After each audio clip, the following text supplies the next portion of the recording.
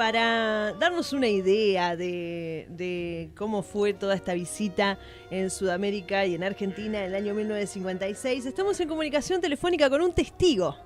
¡Ay, qué lindo! Que él tiene todos los detalles, ¿no? El señor Jorge López Ruiz. Buenas noches, Jorge, te saludamos, Wanda y Laura. Hola, ¿cómo les va, chicas? ¿Cómo están? Hola, ¿qué tal? Muy buenas noches, Jorge, y gracias Buenas por noches. recibirnos hoy a Salamanca Motion en tu casa. Gracias. ¿Cómo estás, Jorge? Muchas gracias. Bien, muy bien, querida, muy bien, gracias. Contanos, ¿cómo fue tu experiencia de encontrarte con Dizzy, con Quincy?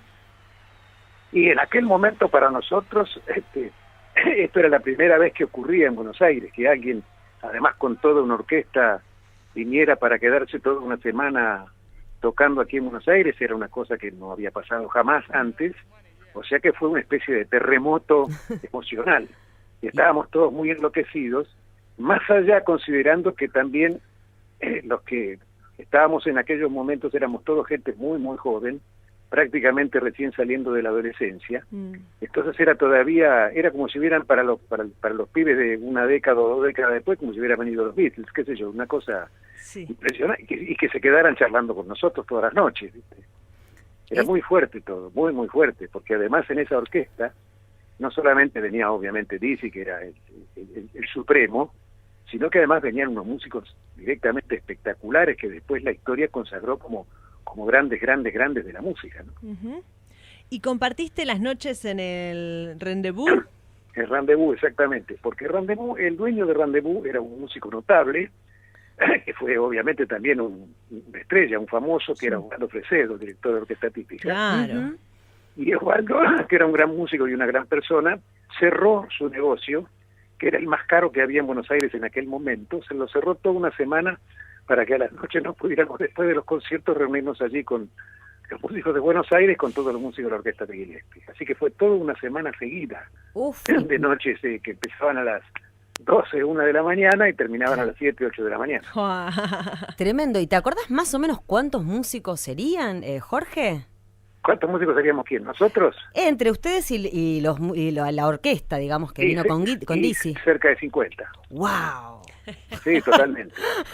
Y zapaban, se pusieron a tocar. Todo el tiempo, claro. Ay, qué hermoso. Mientras ¿Lalo algunos Schifrin tocaban, estaba? otros charlaban y así. ¿Estaba Lalo Schifrin? Sí, por supuesto, claro.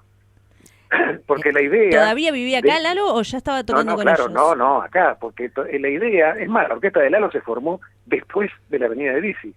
Ah, mira. Claro, o mejor dicho, prácticamente al mismo momento, porque un poco la idea de Fresedo era juntar la orquesta de Dizzy con la orquesta de Lalo. Claro. Más algunos agregados que no estaban en la orquesta de Lalo, pero no importa, eran grandes músicos de jazz también. Contanos cuál era la visión de Quincy respecto de la música. Bueno, Quincy, que era además un muchachito todavía, claro. Porque Quincy nada más que 2 o 3 años mayor que yo, o sea que Quincy en aquel momento tendría, 25, 26 años, no más. Claro. Sí. Era trompetista de la orquesta y era uno de los arregladores de la orquesta de Gillespie. Y Quincy había sido un tipo que había estudiado no solamente académicamente, sino que además había hecho cursos en Francia con la misma maestra de Gershwin y de Piazzolla, con Nadia Boulanger. Era un tipo de una formación académica fuera de serie, pero además en lo conceptual tenía tan claro lo que era el lenguaje de la música, los lenguajes de la música, que todos los conceptos de él, que no eran técnicos, sino exclusivamente conceptuales, habría que haberlos anotado todos y cada uno porque eran directamente formidables. Wow, y sí. Por ejemplo, Quincy decía cosas que parecen una frase suelta, parece una cosa tonta. Y él decía, y cuando uno cree que está en el tempo, todavía está apurado. Y esto quería decir claro, que no hay que llevarse la música por delante, hay que dejarla fluir. Es una cosa, eso en términos de quienes somos músicos y sabemos lo que quiere decir el tempo, es una de las cosas más preciosas y más importantes que se puedan aprender. Y la importancia que tiene para una orquesta. Para una orquesta, para un grupo, para un solista, para quien quieras. Es igual. Es un problema de cómo sentís el tempo. Y eso es impresionante. eso es una enseñanza, pero te digo que habría que repetírsela a todos los chicos que estudian música. Entonces, cuando te parece que estás a tiempo, ya te estás quedando atrás. No, al revés. Al revés. Estás apurándolo. Ajá. Te la estás llevando por ok. delante la música. Claro. Claro, un poquito más atrás. Quiere decir, un músico que se le queda el tempo hacia atrás, Sí. directamente no es músico, no puede tocar. Ok. El problema de los músicos, en la mayoría de los casos, Ajá. cuando no son tipos con mucho swing o con un gran nivel, es que se llevan la música por delante, siempre están apurados. Claro. Ese es el grave problema te diría, del 70% de los músicos. Gracias, Jorge. Muchas gracias por tus palabras, por No, tu claro. conversación, por ser testigo de aquel momento.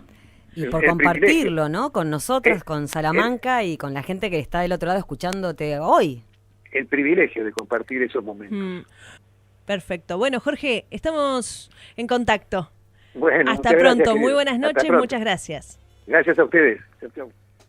Nos despedimos con otro tema de la orquesta de Dizzy Gillespie en el año 1956 en Argentina.